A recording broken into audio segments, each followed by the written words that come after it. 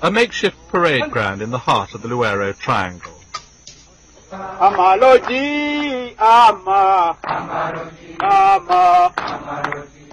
Ugandan government dismisses these rebels as bandits.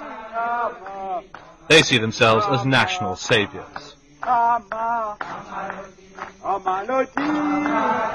years ago, this man, Yoweri Museveni, led 27 disaffected soldiers into the bush. Today, his national resistance army numbers an estimated 6,000. The Ugandan army's fighting methods against his rebellion have brought it into the centre of a human rights controversy. And the rebels are convinced that their fight is a just one. What else can we do if you have got a government which has closed off all other channels of peaceful change? What else could we do except to surrender, to resign ourselves to slavery, and we couldn't do that. Museveni himself held the post of Minister of Defence under the two brief regimes that immediately followed the Tanzanian invasion. He seemed very much part of the new Ugandan political establishment. The elections in 1980 changed all that. And reject totally what they normally say, that there should be, or what do you call it, a round table conference between the government and all the dissident groups. I reject that proposition. Why?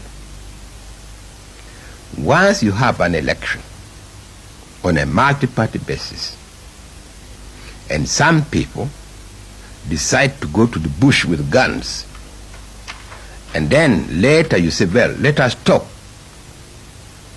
And you talk, you may succeed in that talk, and you form a new administration. What are you going to do? Are you going to hold another election? Because if you hold another election, somebody is bound to lose. Not everybody will be elected.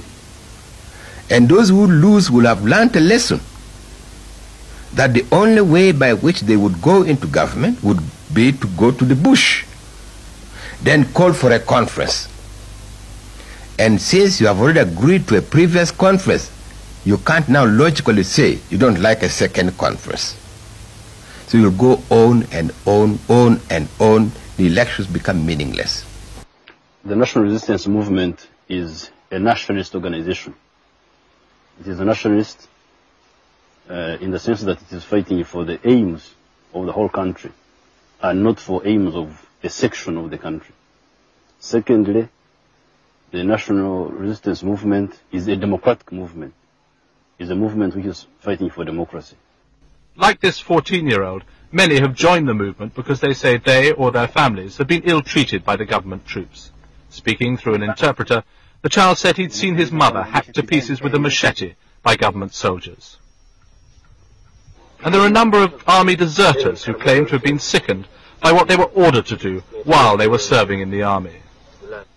We went on operation in Arua district, whereby an operation commander ordered the soldiers, the troops, to kill, smash everything they find in the operation area. Government troops in training. The authorities point out that they've been faced with the problem of rebuilding a disciplined and controllable army in the wake of the chaos left by Amin's fall. First they had the help of a Commonwealth team, and there's still a small contingent of British troops training them now. But the people of the Luero Triangle say it isn't working. The rebels showed these skeletons as evidence of what the government forces have been doing. They said a village of civilians friendly to the rebels had been wiped out. The government claims that the atrocities are being committed by the rebels themselves, and the bones might just as well belong to their victims. And they dismiss as fabrications stories like those told by this priest. Himself bearing the scars from the attack, he said that in one incident troops had taken a 6-month child from its mother and pounded it to death with a pestle and mortar used for breaking up groundnuts.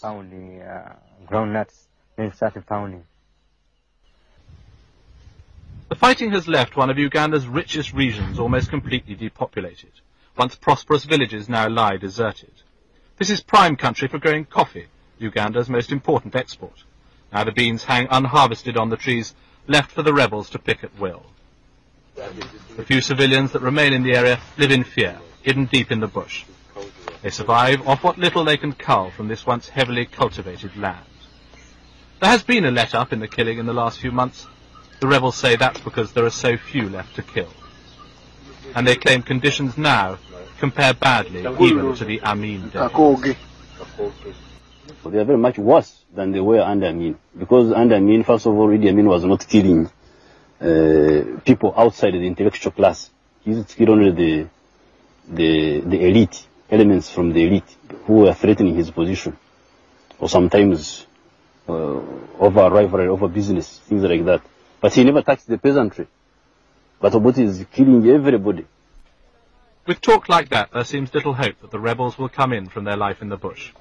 Every 10 days or so, they dismantle their mobile headquarters, pack up the guns they've captured from the government, and move on. The houses they've constructed are destroyed, so that the camp can't be used by the government forces. A new set will have to be built at the next stopping point. Because of the rebels' mobility and the continuing problems of the Ugandan army, there seems little hope of the government finding a military solution. As far as a political solution is concerned, President Obote has said he won't negotiate with the rebels, but he will hold elections this year. Museveni dismisses that as a sham. He and his men will press on with the fight.